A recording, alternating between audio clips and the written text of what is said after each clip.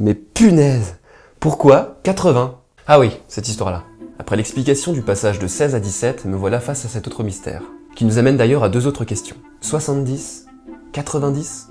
En y réfléchissant bien, c'est quand même une bonne question, puisque nous utilisons les formes 40, 50, 60. Alors pourquoi pas 70, octante, 90, comme nos amis belges et suisses? On peut dire aussi 80 à la place d'octante. C'est quand même plus logique et c'est pas du tout moche à prononcer. Est-ce que vous avez déjà entendu parler du système vigésimal ou vicésimal? Il s'agit tout simplement d'une façon de compter par tranche de 20, correspondant au nombre de doigts de l'être humain. Trois hypothèses peuvent être considérées pour l'origine du système vigésimal que l'on trouve en français. La première, la plus connue, repose sur une origine celtique. On affirme que les Gaulois comptaient par 20.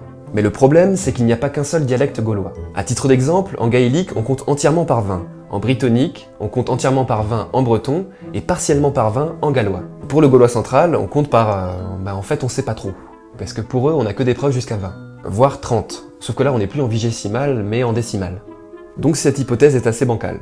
Une autre hypothèse prétendrait que ce sont des peuples pré-indo-européens, donc antérieurs aux Celtes, qui auraient influencé certains peuples à compter par 20. En Europe, le basque et le géorgien utilisent un système vigésimal et sont des langues non indo-européennes. Mais ça n'explique pas pourquoi certains peuples comptent partiellement en décimal et vigésimal. La dernière hypothèse repose sur une origine véhiculée sur les fleuves de la Loire, Seine, Marne et Somme.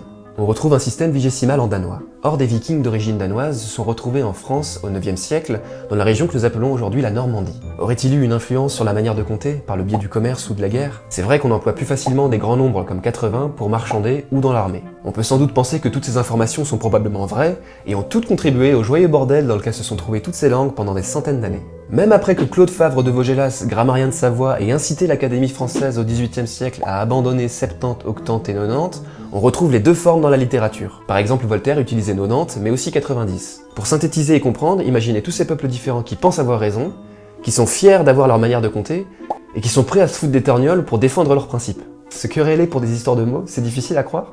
Ok, alors comment est-ce qu'on écrit? Autant pour moi.